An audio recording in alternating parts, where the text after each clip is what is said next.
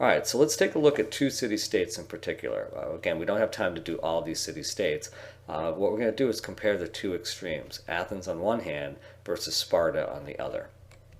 Let's start off with Athens. First of all, in terms of government, it would have a democracy, and it also had a council of 500.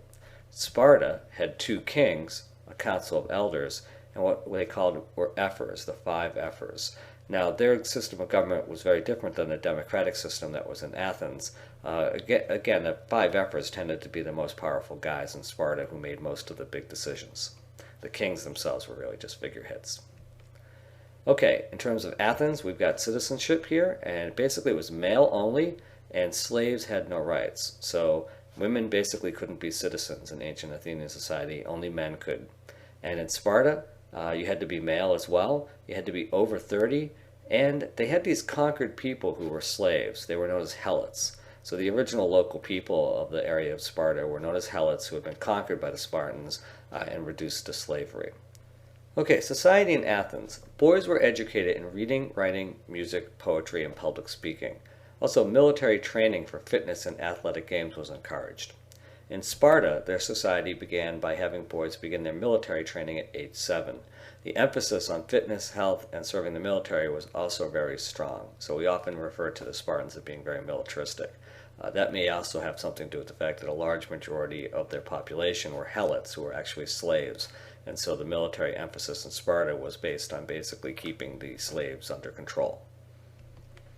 Okay, in Athens, the role of women basically stated that women had to be subordinate to men, so they weren't equal to men.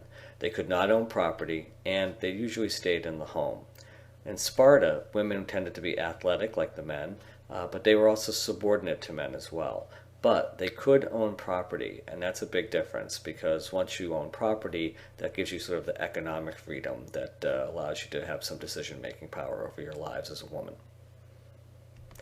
Okay, in terms of trade and travel, it was fairly extensive in Athens. Athens was a sort of coastal city that had a large navy, and so it had extensive trade across the Aegean and throughout the Mediterranean. And so they had a lot of people come and go as traders and travelers to Athens. Sparta, on the other hand, had limited or no trade or travel allowed.